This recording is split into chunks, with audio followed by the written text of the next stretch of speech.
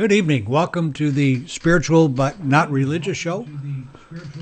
I'm your host, George Lewis. I've got a superb guest tonight, and as a matter of fact, I got a great guest for next week also. We've got Chad Lilly, who is a book publisher. The name of his company is Inner Circle Publishing, and he publishes spiritual books. So what he does fits really well with what we're doing. He's going to be coming to us direct from his Blog Talk radio show, which he was doing up to this point. He is also the author of, he's actually a poet. He's author of a book called Uncommon Sense. As a matter of fact, Chad is the publisher of Denise Lascano's book. Denise was our guest last week. She's the channel and the medium. My guest next week is from Down Under. She's in Australia. Her name is Maria Alita, and she bills herself as a spiritual dominatrix. Believe me, that's the first time I've heard of anything close to that. But I'll tell you what, she's pretty. The things she says are very powerful, and I can see where she does a lot of good in what she in her work. The name of her book that she has out now is called Whipping Souls into Shape and Creating Miracles. Now, her book that's due out here in 2010, I don't know, Tom, I think we can tell him the name of... I'm not sure if I should bleep that or not, George. Yeah, probably going to need to bleep that, is F the Miracle. F the Fairy Tale. And Go right to the miracle. Go right to the miracle. And so it's a pretty interesting concept. It certainly is an attention getter, that's for sure. I'm going to bring Chad on now. Have we got Chad ready to go? We do have Chad. He's online. Okay, Hey, Chad, are you there with me? Yes, I am. Oh, good. How you doing tonight? Excellent. We hadn't talked for a while, but I've been looking forward to this conversation all night.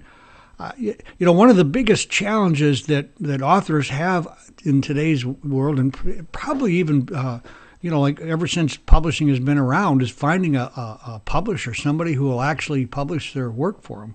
I'm convinced that there are volumes and volumes of really good work that needed to be published that just never got there. Through whatever the circumstances might be. What I'd like to do with Chad tonight, if you don't mind, I'd like you to. What I want to do is show our viewers the fact that you're an author yourself. I think really lends a lot to the work that you do. Because you know what an author goes through. I don't know, but that's what got you into publishing to begin with, was trying to publish your own work. And I'd like you to read. I believe are you going to read the poem that you published up on Facebook, or do you have another one? No, that's fine. You guys had just mentioned that before the show, and you caught me off guard there. I was watching you on screen, and well, you know what? If you watch me on screen, you're going to run into trouble because of that. There's a lag time between we're live and then that's coming across the internet, and it's like it doesn't coincide, does it? Not at all. No. George, thanks for having me on. I appreciate this. This would be my equivalent to my TV debut, so I want to take the opportunity to say, hi, Mom. Well, I'm going to get you up here on screen. I've failed to do that. I'm going to push you on the air here. There we go. That's great, but I do appreciate being on with you. And yeah, you guys had mentioned the poem that I posted on Facebook and YouTube last week was written 2 days before I posted it, and it's called What I Call Poetry. Uh-huh. If you'd like to do that, then I'd be more than happy. That'd be fantastic. Please do. Read that for us. Let's see. But without warning, I open a WordPad document and begin to type. Or I turn on some recording device and blindly start reciting, allowing the stream to run through me rather than trying to find its shorelines in the desert of mind or looking for reflections in the eyes of my audience. I'm spending more and more time just listening, silently attempting to better be able to repeat what's both intricate and simple at the same time until my words become unrehearsed verse read not with eyes, but felt inside by those Good job. aware. I'm both scorned and stoned by those without eyes to see or ears to hear the melody underneath the music. I'm only speaking for those with voices who are ready, willing, and able to repeat what they already see inside because they ain't getting it from me. Those being their piece in the infinite puzzle, adding each insight to our collection of collective visions. I welcome you all to stand up and bring yours to the table because this is my nature, to say what I see and shine inner spotlights on one of the hidden figures standing in the shadows and behind the scenes. Men without names or faces who pull strings while leaving no trace of their influence on the sheep they fleece daily with TV. And I repeat their secrets in plain sight, written in lines they can't even read, using their own double-speak. And this is what I call poetry. That was great. That's a nice piece, Chad. You're a very talented guy, and I totally appreciate what you're doing, and also the authors that you're helping. That's you know what this if you're watching and you see that Chad's right in the middle of my face, that's because there's a technical problem going on with Ustream. So I think just for our viewers, so you'll know. The technology won't allow Chad to be anywhere except live. When we archive this, all you're going to see is me. So what I'm going to do, rather than leave it the way it is, I'm going to put Chad up, and I'm going to leave you up there all the time if I can. Well, it's not even going to let me do that, Chad. It's not playing your game, huh? It's not playing my game. I'll tell you. Perfect. No, he's in the corner. There we go. Got you now. All right, good. So I'll tell you what I'd like to do. I have a lot of questions for you, a lot of things I want to talk about, but I know what's going to be uppermost in our viewers' mind, and that is what can Chad's publishing company, Inner Circle Publishing, do for me as an author? And what I've got a friend's book. I thought what we'd do is take a book, a real one from a real author, and then just have you run it through your process. Tell us how you go about what you do and so forth. The book is called All Love. It's by a lady called Kat Forsley. Kat's a poet like yourself, and her book is a book of poetry. She's also a singer. If you go to YouTube and search on Kat Forsley, you'll find, 25 or 30 videos. Very, very talented gal, and she may be coming your way as far as publishing, Chad. So why don't you sell her on the idea of what you can do for her? Okay. Well, first of all, we always start with the material. I mean, that's what you'd mentioned. How I started Inner Circle and why. It has been designed. We're looking for a specific kind of material, what we call awareness, and that has many different forms, whether it be in metaphysics, whether it be in poetry, it could be in children's stories, it could be in novels, it could be in fictional tales that contain elements of insight that are metaphysical, that have understanding in it. And so that's really the first thing that we're looking for within our circle. And I would be interested in obviously seeing the work. That's always the first thing, to see if it is something that we're able to market within the design of how we function. That's very important. So what I'm hearing you say is you don't just grab a book, no matter what it is, so you can make a buck. You're really looking for something that you can do good for the author. Is that right? Well, not only that, but the honest truth is those. If you were thinking that way, it still wouldn't work, because it takes a whole lot to get an author that has no name recognition, a level of name recognition, before anybody anywhere ever makes $1 off of anything. Right. And if you really don't have that, then everything's just kind of a nice little dream.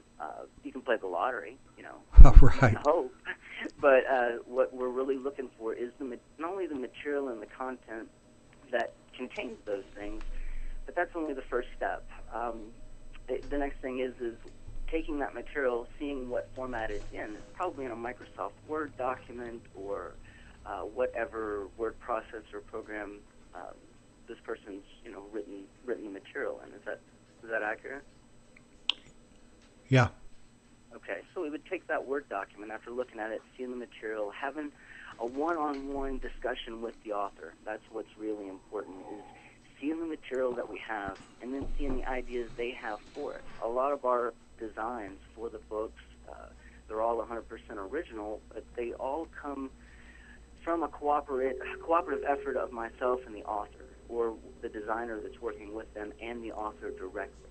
So that I want to look at their material, see what their ideas are, and then we can go from there. Then we can, iron out all the hundreds of details, the trim size, cover options, just all those, things that have to be ironed out.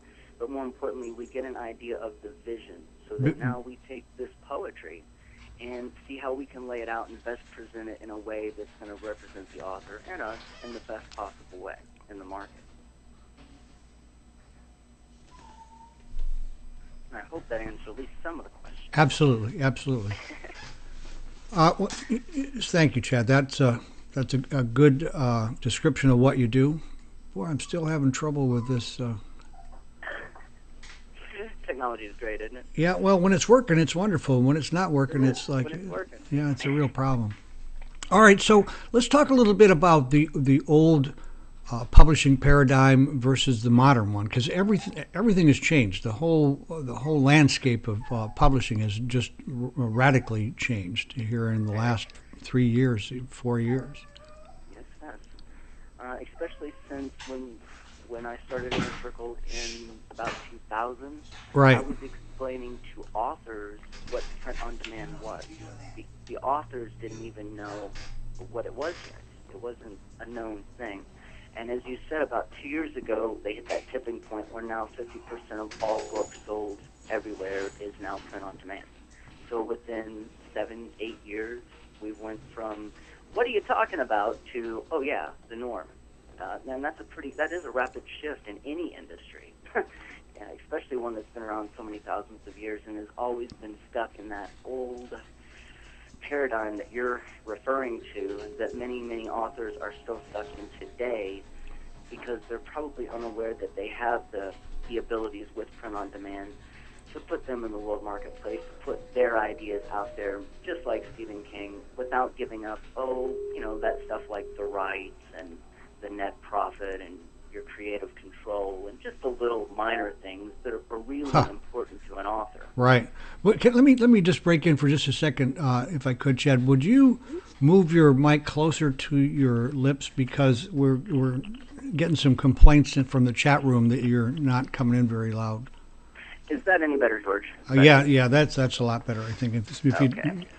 That's the second biggest problem we have with technology here is the sound coming from the guest on the show. So, but that's good. Thank you.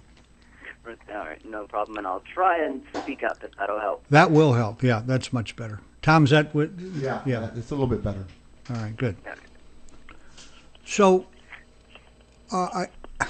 did I interrupt you, or had you finished, or we? We were just getting into the idea of Right. old paradigms, the idea that, yes, there's a lot of authors that are still stuck there, that are still thinking, I need, like you said, what can your publishing company do for me? Well, that's one mindset. It's not usually the mindset of owners, it's more the mindset of employees. And to be honest with you, that's how most people have been trained to think about writing. Right. They've been trained in an employee mentality to think, well, okay, here I am, the manufacturer of this product, which is called books. It's an art, but it is a product, and I manufacture it. I'm the only one that can manufacture it, and it's kind of unique, and I'm marketing it, I'm promoting it, I'm selling it. I don't know. It just seems logical that that person would probably get, the biggest percentage of the profit from it. And yet in the industry, as you know, that's not how it works. It's in fact the exact opposite. It sure is. That's why we have the mindset of, oh, please, Mr. Publisher, accept my work. See me as worthy to even put me out there. First of all, see, they've got it where you have to ask for permission, rather than, why can't you just do it? Right. And that's the mindset that's probably being shifted as a result of these new print-on-demand abilities. We didn't have this ability to. We can have someone in Singapore order a copy of any of our books from anywhere in the world, including Inner Circle Publishing, and it prints out of Bristol, UK, and ships to them about the same cost as you pay for shipping across the United States. Right. And it can happen in a period of 6 days. from the time they press enter until UPS brings it to their doorstep. We didn't have that ability even 10 years ago. So understandably, it's just maybe the author's mindset that needs to catch up with where technology is presently at. You know what? It looks like we also lost your video feed tonight too, Chad. I wonder what's going on there. Is there anything on your end that you see? I am still seeing the same thing. I see my video playback, and I see that it is currently stuck. So maybe it's the internet gremlins. Yeah, I think we got the gremlins at work tonight. That's for sure. He can just re-enter, George. He knows how to do it. So Why, he wants to do that. why don't you re-enter, and I'll re-accept you, and we'll get you back No up problem. on there. All right. Yeah, because it makes it a lot better if the guest is live with us here. George, that's another thing that we do at Inner Circle is we not only educate authors on the options that are available to them, Right. such as that they can get their title into production, worldwide distribution via Ingram, into the game. You can have all those same things for less than you probably spend on your computer and still retain the rights to it.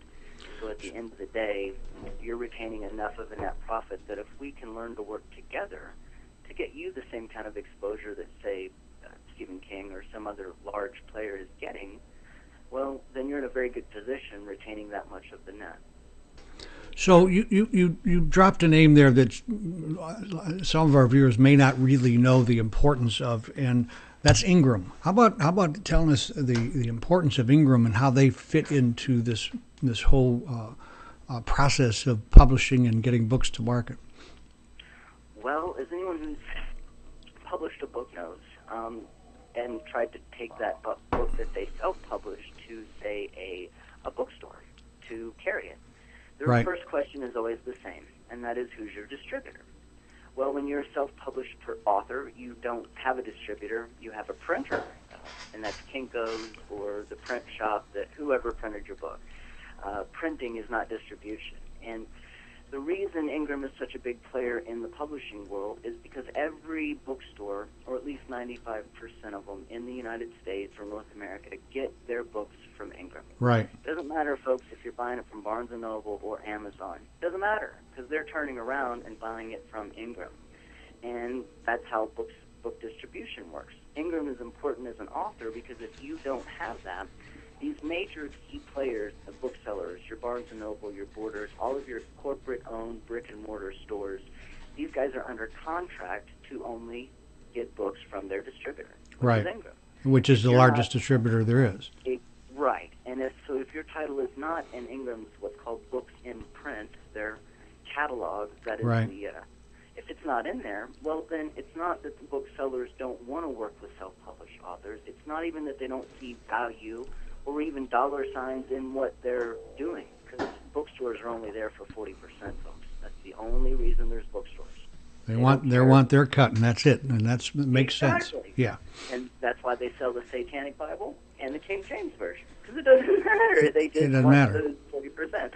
And that's why they're there, and that's fine. That's the way the system works. But in order for an author to even play the real game, you have to have the backing of Ingram to have your books available, because they're under contract to get them from Ingram. If they can't get your book through there, then they can't work with you. Well, one of the things I found, Chad, is I have an ex-sister-in-law who owns a bookstore, a metaphysical bookstore. Matter of fact, it's maybe one of the, if not the best, it's one of the nicest ones in the country. And her problem wasn't that she didn't want to carry the book, because she got constantly having authors come in, people that she knows, was that once the book is on the shelf, there's no real way for them to track it and to do the reorder, because everything is done, it's all computerized. And so, when the stock level gets down to a certain number, then it's automatically reordered. But if it's outside of that system, then they have to have people watching. If you got 10 or 12 books in there that aren't in the system, you have a real problem. Yes, and unfortunately it works on the other side as well. There's some booksellers that are too small, and they're independent stores, and their volume is considered too small by Ingram for them to even get an Ingram distribution account. Uh-huh. So now, you've got it on both sides, but you're right. Even in a small bookstore like that, like you said, a person or an author with a book that has no distribution, what happens when that print run runs out? Can you get it next month? Can you get it next year? Right. And that's another reason why self-published books in the industry are just like leprosy, and nobody wants to touch them because they don't have the distribution. You can't really sell them in the market, even in the automated system that you're talking about. So how has the Kindle affected your marketing concept? And by the way, folks, Kindle is Amazon's book reader. It's a little computerized screen, and digital publishing is becoming huge. You know, it's a little hard for, the tactile book reader who picks up their book and they like holding the book but everybody's getting older, and that's going to fade away. These young kids are used to picking up the digital. They're used to reading on digital. It's going to change the world completely. It's happening now. How does that fit within the frame of what you do? I am in no way opposed to digital medium. I think it's a great idea. We use it in the sense of downloads, Right. content distribution, audio, video, a lot of ways. So I'm not opposed to that. Kindle doesn't affect us simply because we don't use Kindle. They do not offer, from a publisher standpoint, and then even onto the author. If you're going to give the book away, let's give it away to people we like, not Amazon. Right. Sorry.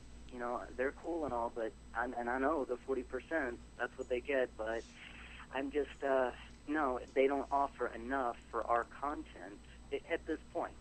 Maybe they'll change that.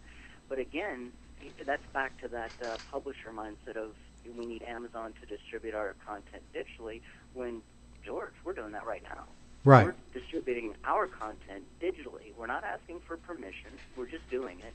And if you packaged it and marketed it, well, we wouldn't need Amazon to do that for us. And we are seriously considering that because we do see the trend. I want to combine both. I still want the physical book because I like books. I'm Right. sorry. Right. I want to sit in the tub with a book, not a computer. Okay. So I want a book, but I would like to think of an interesting way to combine the two, to where you would have a printed book, a digital, a printed medium, the book, but inside the book there would be special links where you would go and be able to access digital content only from having the book.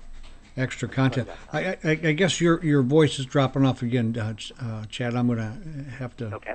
I'll just keep prodding you a little bit here, because I know I know our viewers want to hear what you have to say, because it's like right out of they don't get this opportunity to talk with the head guy. One of the things that I'm impressed with you and your company, Chad, is that you've been in business doing this since 2000. In this day and age, that's really impressive. You got 10 years of business, 10 years of doing business with publishing it and with authors, and there's so many scam artists out there that come in, they're here, they got a bright shiny front, and they look great and promise you the moon, and once they've got they get all the money they can, but then what happens is they get up to a point where they can't deliver on all the promises and they're gone.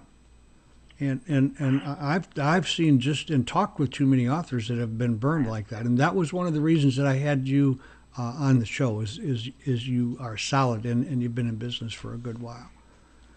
I speak with authors every day, and a woman today who went through a similar situation. Not so much a publishing scam. I mean, the Right. biggest publishing scam would be commercial publishing, where the author or the publisher takes your material, puts it out, and then pays you a small percentage of it. That's actually the biggest scam. Well, they But sure there's take a lot authors to the cleaners, that's for sure.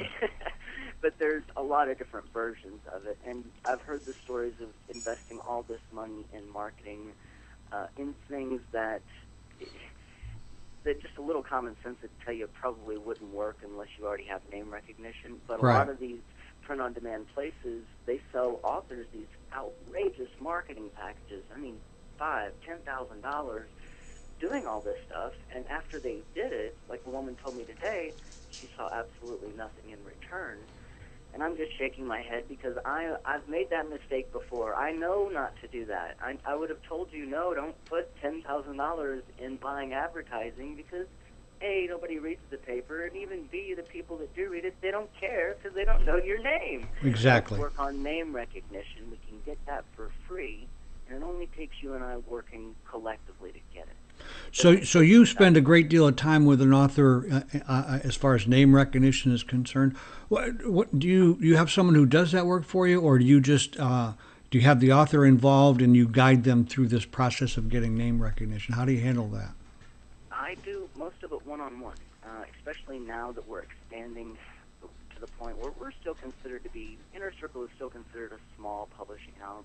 Right. We publish 70 titles, but that's still small. Right. And we're now up to the point where we're putting out about 6 titles a month. So that's still small, but yet that's where we're at. And what I'm doing now is I do spend most of my time working with authors in whatever capacity they want to do this. Because, George, there's some authors that write a book because they have different motives rather than becoming an A-list best-selling author. Okay, Right. It's understandable. For instance, one of our authors is a sociology professor in UCLA. He teaches a course from his book every semester. He wrote the book because he wanted to write the book, and he teaches it for the course. But he's not so much interested in coming on your show or coming on, any Sure. show promoting the book, and that's fine. So we can work with authors in whatever capacity they really want to do it. If you're one of those crazy people out there, like me, and you really want to do this, you maybe did a lot of other things in your life, but this is why you're here. If you're here to write and have your message heard, and you really want to do that, and especially right now, you're starting to feel the real pull of, I need to get this out and do this because it matters, it means something. I want to talk to you folks, and if you're really willing to work, I can show you how to get name recognition. Right. I'm just. I think I've got you back on the screen again here, Chad. Hi. So we're back Hi on again, air. Mom. Hey, Mom. So speaking of Mom, where are you coming from, Chad? Where do you reside? I'm in Yakima, Washington. Yakima, Washington. What time is it out there? What, 3 hours difference from here? We're about 9:30 here. So you're 28, yes. okay. So yeah, that's right. You're back the other direction. I some of the people we talk to going the other way, and in the United Kingdom, there's 4 o'clock in the morning. They're up, Right. talking with us. So let's talk about the commercial trade publishers and the vanity presses and the cooperative publishers. Give us an idea of what's the differences in these and what do they mean to an author thinking of getting their book published. Okay. We'll start with the big one, the commercial trade publishers. Right. These are the folks that tell you to put your name in the upper left corner with double space and 1-inch margins and blah, blah, blah. And you have to have an agent to submit and all of these gatekeepers that make it very, very difficult for your work to even ever make it. So we're talking about Stephen King's publisher or any. Yeah. Yes. Okay. On that level, any commercial trade publisher that you're going to be submitting to. Okay. That you're asking them to buy your rights for your work, put it out, and give you a percentage. That's commercial trade publishing. Right. And there are advantages to it. When we talk about folks like Stephen King, we have to realize, guys, there's only literally 7 people on this planet that have the kind of audience that a Stephen King or a Danielle Steele or a I can't think of her name. Really, you're talking only 7 people? Literally. Huh. Literally. That's pretty amazing. And that's according to Stephen King. I mean, Right. I think he knows, and that's what he says, and I believe him, that there's literally only a handful of best-selling authors. If you go to the New York Times list and you look at those people, that's who has it. And it is an uncommonly small amount of people who actually have that many readers. Right. So you have to understand that that's what these commercial guys are looking for. The They one have big hit? They have a bottom line. If the book isn't going to, if the print run, the initial print run isn't going to sell, meaning if it's not going to make $150,000, Right. not going to sell that many copies right off the bat, nobody makes $1 until after that anyway. Now, Oh, is that the break-even point, 150,000? it depends on the run they do. A lot of commercial publishers, they'll do a large-scale run overseas because you get them at a very, very cheap cost. per Right. unit. So, and then that way they can afford to flood the market with them and I do see. a lot of other stuff. But you have to understand that if they don't see the bottom line with your work, let's just say you have a book that's only going to sell 10,000 copies throughout the course of your entire life. Right. And that's just the case of it. That's your market. You're not writing Danielle Steele fictional love romance novels for people to read. Not that there's anything wrong with them, but I don't read it. So that's pretty much the median range for new authors without name, with some name recognition is 10,000 copies. Is that pretty much a norm? It just depends on the print run date that you do a contract with. Right. It really depends on the individual author. But the bottom line is, I want to point out, is that these commercial guys see this as an equation. And if at the end of the equation, if they only see that, well, this book is only going to sell 9,000 copies or 149,000 copies, that wouldn't justify the print run. So guess what? You get the nice little rejection letter that says, what? Thank you for your work. However, we're not interested in publishing work like this at this time, or whatever. Right, the little pink slip. We don't see the bottom line in your work, and that's that's the commercial route. Right. You mentioned the vanity route. That's why there is a vanity route, is because it is so difficult to get into the game of being considered, valuable enough to go commercially. A lot of people went vanity, which means you're paying someone an exorbitant amount of money to do the minimal amount for you, so you can feel better about having your book.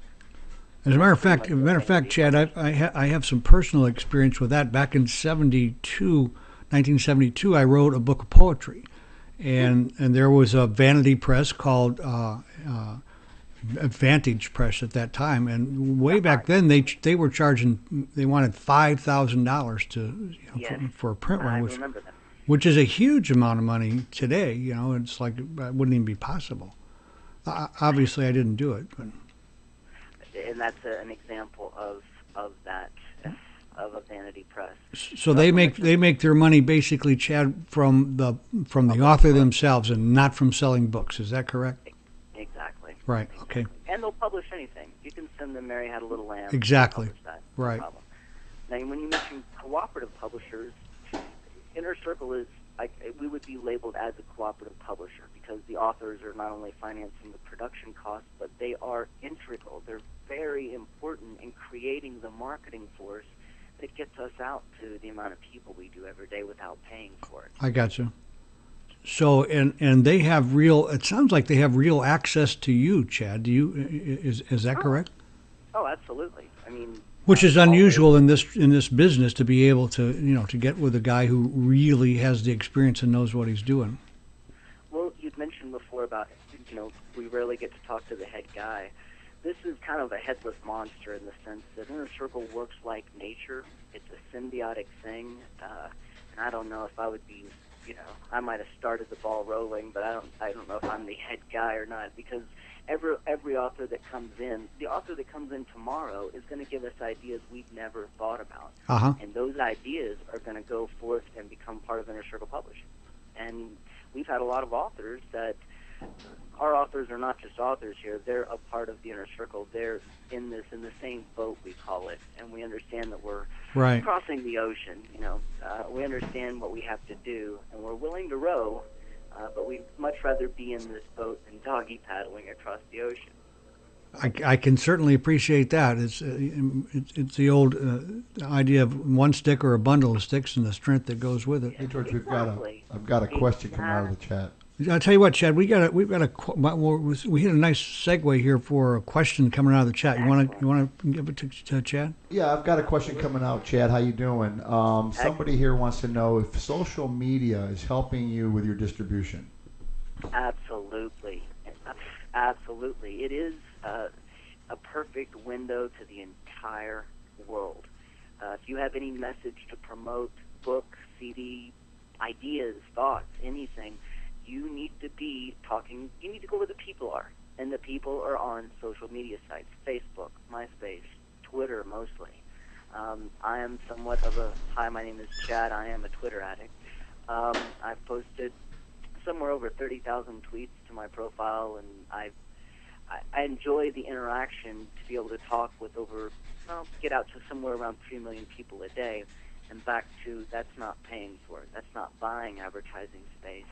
that is utilizing what's freely given to us, and it's right at our fingertips. Is that what you hit with Twitter? 3 million a day? Yeah. That's this is what I powerful. do. That's very Yeah. powerful. And what's more powerful is the response, because I only get to that many people. I don't have that many people following me. Right. I get to that many people because the people who are listening to me are sharing. They see value in what I'm sharing, and so they share it too. And that viral ability gives you the ability to really reach out and influence people if you have a message, if you have something, to say.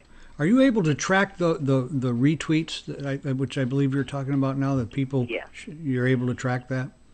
Yeah, something called Twitter Analyzer. It's great if you're on Twitter and you want to see, what your reach, your influence, your unique, all of those stats. You can I'm on see it. all of those with Twitter Analyzer, and it's the best one I've found. I do like it because it shows you how many unique users. When I get out to 3 million a day, I might get out to 200,000 unique users. Those Right. are people that are hearing me for the first time, and that is powerful. That's helpful for us, Chad. I appreciate that. Tom just made a note of that. We'll be using that ourselves. Tom handles our Twitter site on a daily basis. So. Oh, excellent. Yeah, it's going to be a good help. And being able to know, how effective we have been or ineffective, whatever the case may be, we really hadn't had that ability. So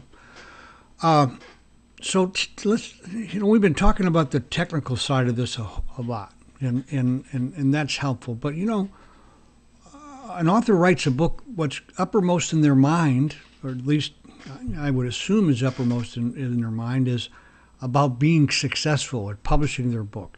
So They want to be heard. exactly. Why there are huge numbers of authors that fail, that just don't make it? They Can you give up. Can you tell us what goes on there? What makes most authors fail? That's a great question. I'm so glad you asked that. First of all, they give up.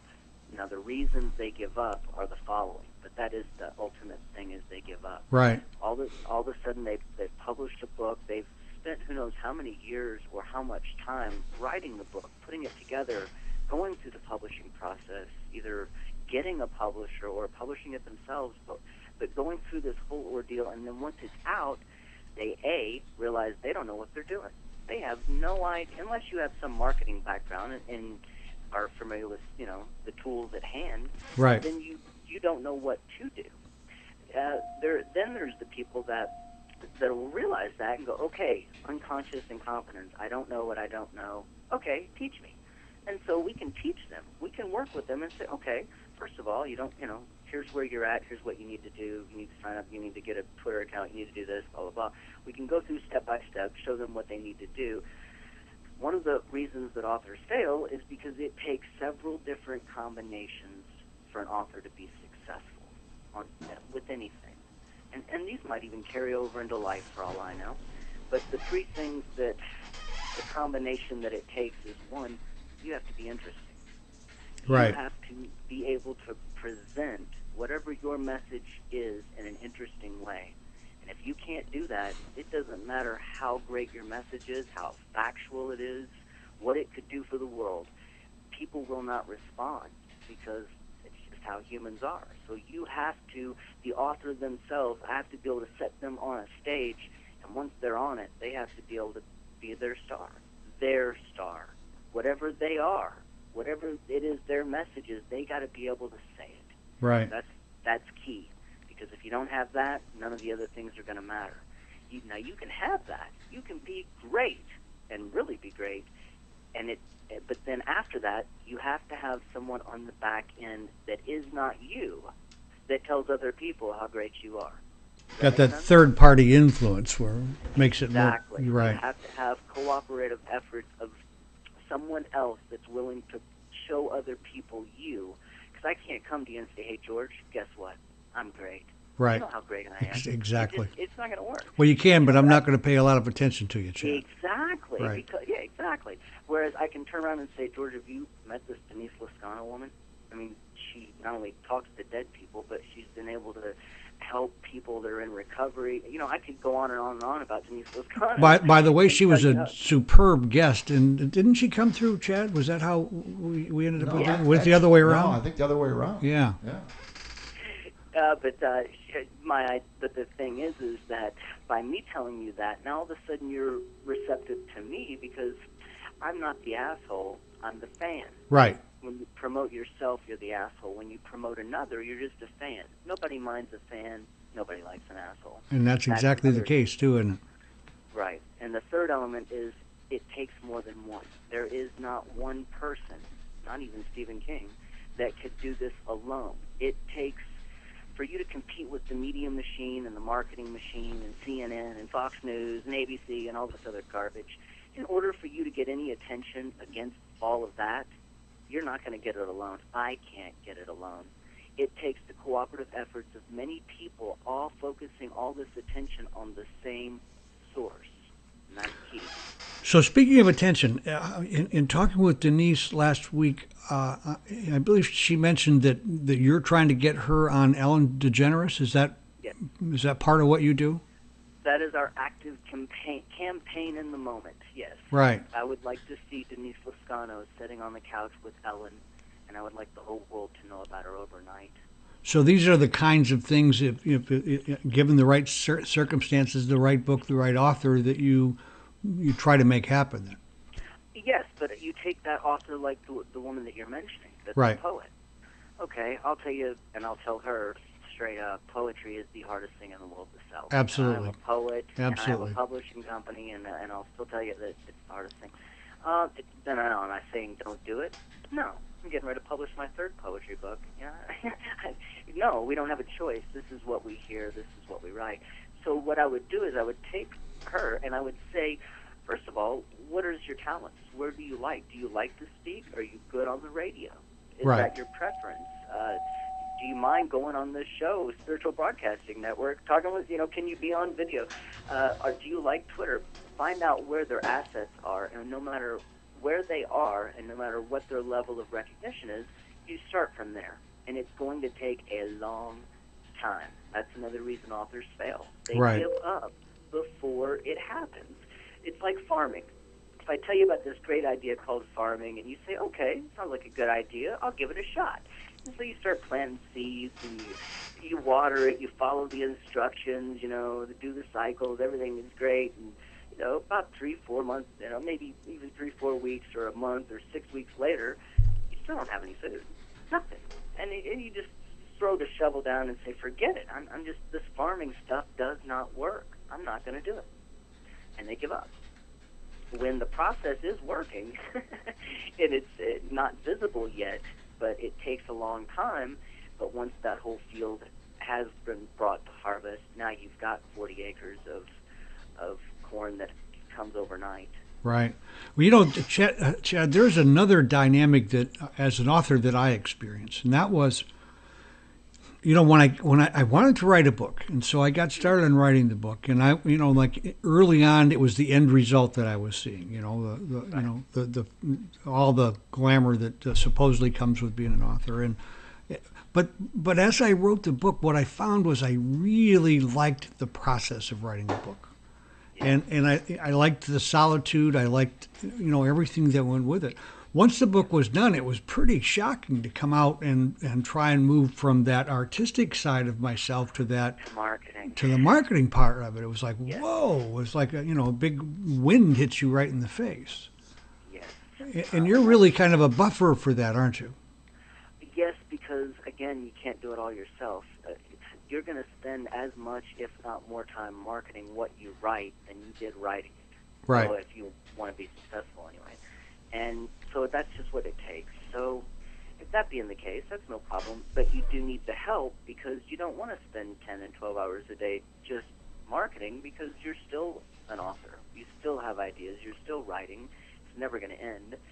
And you need help with other people that are promoting you while you're sleeping or writing or doing something else. Yeah, because the reality is, if you're trying to sell your books one book at a time, you can't you can't create a living for yourself doing that. You'll starve to death. It would depend on how much you were making per book. Well, even at that, even if you're selling 10, 20 books a day, you'd have to to start with a $20 book before you're going to start having enough money to put food on the table. 30. I want to use your numbers because that would be fascinating. That would be 20 a day. And I would love for Inner Circle authors to really grasp this, because I don't know if you realize it, George, but you just gave them a big secret. It's focusing on that. See, everybody thinks, oh, I want to sell a million copies. No, well, yes. how do you do that? One at a time. One at a first time. of all. Right, but the number's so big that, forget it, I'll never make it, I'll just give up. But yet, what you just said is key. 20 a day, and there's 30 days in a month, so that's 600 copies a month. Let's just say you were retaining $10 a copy. That's $6,000 a month. Right. What are you doing now? We lost your audio, didn't we? His audio Oh, went. did we lose There it is. audio? Oh, there. It's Now back. you're back. It's Now back. you're No, back. okay. No, I don't know when I cut out there, but if you did sell 20 copies a month, 20 a day, that would be $6,000 a month. 600 copies a month, and it would equal 6,000 a month. Right. And that's because you're retaining that net. So again, how many books do you have to sell to make it, what you need? I don't know. That's different for every person. But again, we can show you the numbers, and if we can work together to do that, then it's not out of the question. Most authors I know out there, Chad, would love to have $6,000 a month coming in, and give them some time to actually even do more writing, huh? From their writing, from what they love. Right. Exactly. And even if they only made just enough to whatever their job is, whatever they're making. I've noticed a lot of authors and artists, they're doing what they love, they're doing their art, but then they've got to do something for money as well. Absolutely. And so they have to divide their time. Whereas if they just made the exact same income from their artwork as they do with their job, well, now you get to do artwork full time. No matter how much money you make, you're rich. Forget about it. So let's go back to and talk a little bit about commercial publishers, the big publishing houses that that we find in New York. And let's talk about a couple things. Matter of fact, you mentioned a word earlier, gatekeepers, but let's add blacklisted titles in there, and tell us a little bit about what goes on with gatekeepers and blacklisted titles, and some of the pitfalls, some of the traps that we can fall into. I can only speak from my own experience, and that is limited. But I started all of this. I started in the circle publishing because of that little blacklist. Uh-huh. When I wrote my first book, A Day in the Mind, it's 359 pages of what I call poetry. And again, you just heard a sample of what I call poetry. Right. This does have some things in it. I cover topics like government and religions and every topic that you're not supposed to talk about. I'm a poet as the first thing on the list.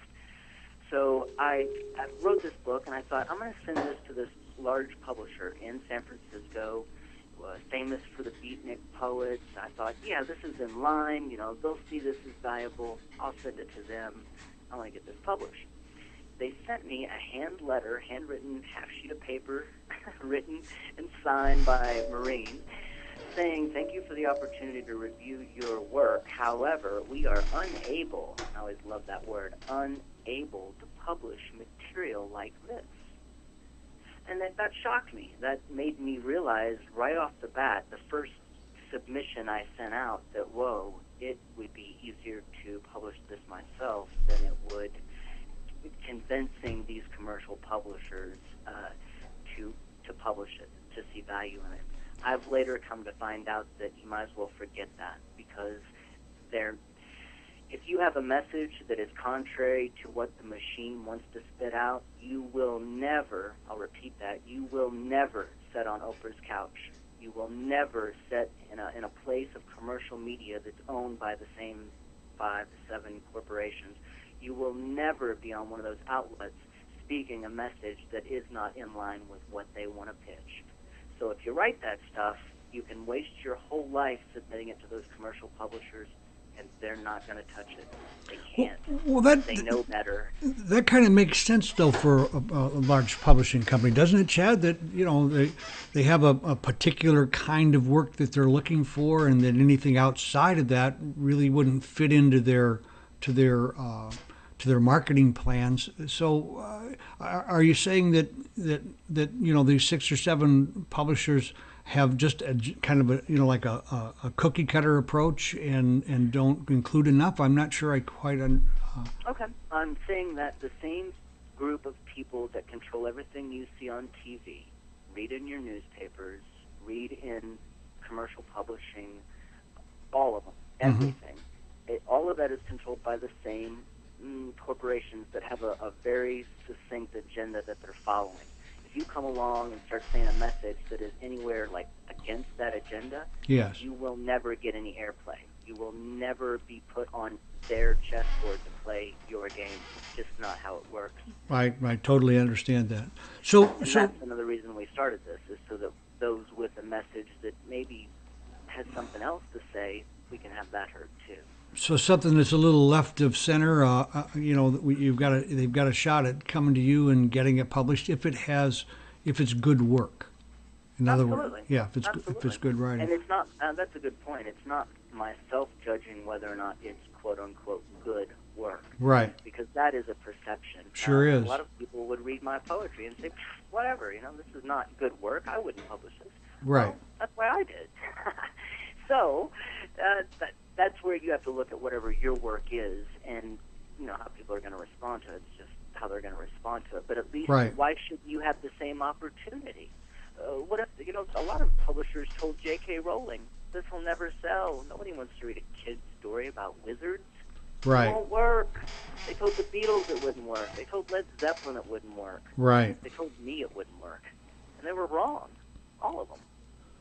So tell us, you're doing a whole lot of things for authors. Is there anything that you're doing that nobody else does, no other publisher does for their authors? I mean, you got something that really definitely differentiates you from the mix out there? I would say, yeah. I mean, aside from the unprecedented net that authors are retaining on all of their own direct sales, and even through bookstores, aside from that, I would say the cooperative aspect of how this really works.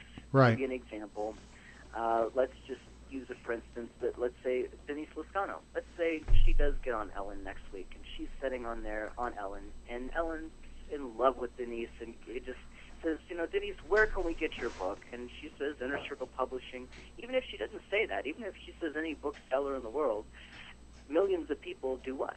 They run out and buy Denise's book tomorrow. Or millions of people instantly go to Inner Circle Publishing. We've seen this. We've had authors on Coast to Coast in front of 14 million people and have 1 million hits to a website overnight.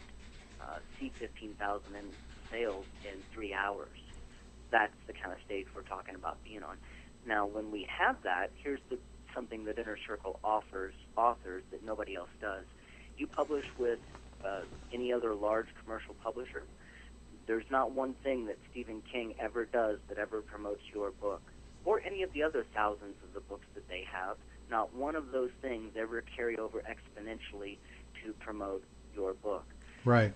Inner Circle Publishing has been designed like nature to operate symbiotically in a way to where everything that every author ever does to promote their book promotes yours. Remember how we can't do it alone? It takes all of us.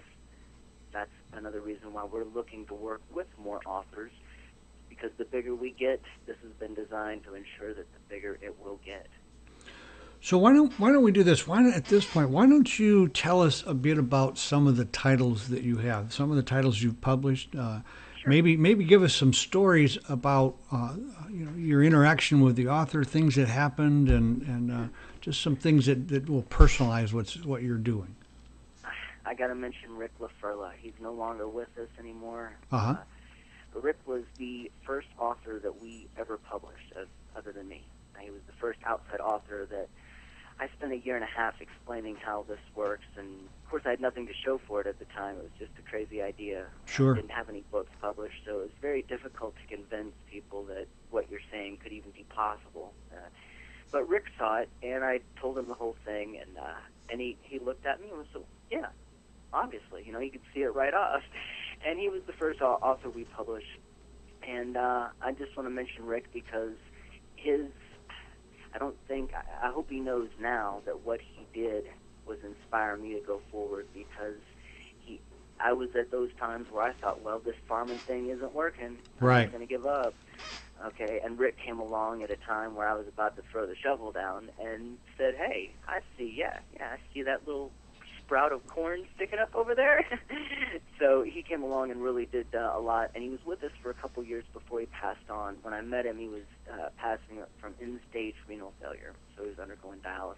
Oh, boy. But he really contributed a lot to us, including Revolution Press, which was, by rights, his contribution, his idea. Remember I told you that authors that come in and begin working with us, they're going to have ideas tomorrow, and it's going to change this company because they have just as much voice in this as I do. Sure. I'm Hey, not the tell us head tell guy. us tell us a little bit about Revolution Press.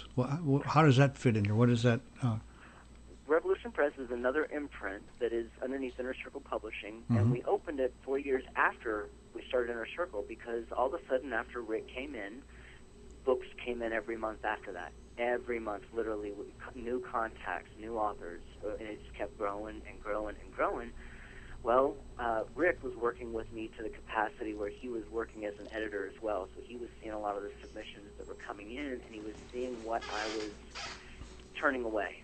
And he said he was the one that told me, you're doing the same thing as those commercial publishers. I Right. said, no, I'm not. And he said, yes, you are, because this material comes in, this guy's got a detective novel that has nothing to do with spirituality, nothing to do with metaphysics. What do you tell him? And I tell him, well, it's not within the genre that we're in. He was right. I was doing the same thing. Right. And that's where I realized that we had a successful publishing model that was allowing authors to publish their books and always be commercially successful, meaning they make more than it ever costs to publish their book. But we were turning away about 10 to 12 people a year that just wasn't writing this metaphysics, this spirituality stuff. Right. So that's where Revolution Press came from.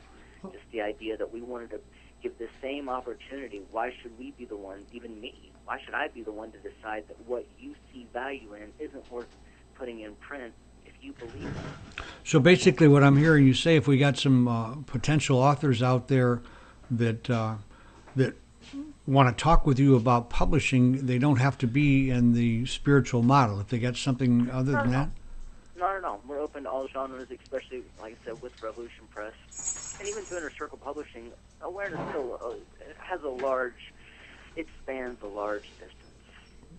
Well, I'll tell you what, we've got, 3 or 4 minutes left here, Chad. It's gone pretty fast tonight. I think that, I know for sure that when I first had to take a look at this self-publishing stuff, had I been able to talk with a guy like you and get the what I'm hearing is years of experience and years of hard knocks that I wouldn't necessarily have to go through by using you. So at this point, we've talked about a lot, but is there anything that we haven't really gotten to that you think is important you like to tell our viewers? Just the fact that we do have the one-on-one aspects of anything that you need as an author. You not only have direct access to me, but you have direct access to all the Inner Circle authors that are bringing in, again, we meet an author tomorrow, they bring to the table their knowledge, their experience. One of the principles we use is a mastermind principle. Oh, yes, So absolutely. We're putting all those ideas on the table. So we have a mastermind and a wealth of knowledge and information that's not just based on my experience in publishing, but it's the collective of experience of over 45, maybe 50 authors that are contributing on different levels. What we're really interested in is those people who want to be active. And those of you who are authors who have published with print-on-demand places that aren't giving you the type of support that you need, that aren't giving you 100% of your net, that aren't representing your best interest, still contact us because we can work with you as long as you still have the rights to your material. One of the things we haven't done, Chad, and I apologize for that. We haven't really told people how they can contact you, your website, and how they get a hold of you. InnerCirclePublishing.com or RevPress.com, either way. But if through InnerCirclePublishing.com, you can get everything as far as you had mentioned Aware Talk Radio. We're live 7 nights a week doing that. But on Inner Circle Publishing has all the links for all of our videos. We're doing a lot more on YouTube. I kind of like that. It's like having your own TV show. Yeah, YouTube is great. So you do a radio show on Blog Talk Radio 7 nights a week? Yeah, we're live 7 nights a week. We're actually live some days. We have 2 different live shows, 2 different times a day, and that's growing as well. So if you're interested in metaphysical craziness and awareness, we'd love to hear from you on Aware Talk Radio. We are live 7 nights a week. So you're a pretty busy guy. We don't take vacations here. This is what we do, George. I'm sure of that. I can't think of anybody, Chad, that I'd rather have working for me.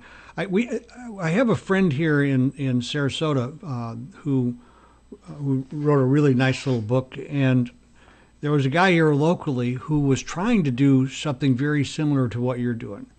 And my friend paid him to do it, and then he got a hold of me and said, "Hey, you really need to hook up with this guy." Well, I talked with him, and you know, the story that he gave me became real obvious to me that there was no way he could live up with the promises that he was given, you know. And within 3 or 4 months, you know, like the guy, everybody's angry with the guy and they're ready to lynch him, and finally he's just gone and out of town. And so, gosh, folks, I tell you what, it's really important who you get to help you with your self-publishing. And I can't recommend Chad enough. I can't recommend Inner Circle Publishing enough. You know, like the Denise Lascano from my last week guest, she's just totally pleased with what he's done for her at this point. I think George, we're. I know we're out of time, but I just wanted to mention that a lot of our authors have published, well, some of them have published 6 books with us. So a lot of authors have been with us for quite some time. Oh, it's fantastic. Listen, I have enjoyed having you on the show tonight. And if you get somebody who you think might like to be on the show that fits and we'd like to have on, give us a buzz, will you, Chad? I would absolutely love to, and I'll send you a list of people I think that you would just love to speak with. That'd be fantastic. Good talking with you, Chad, and we'll look forward to talking to you again. Thank you so much, George. Anytime, my friend. You guys have a great night.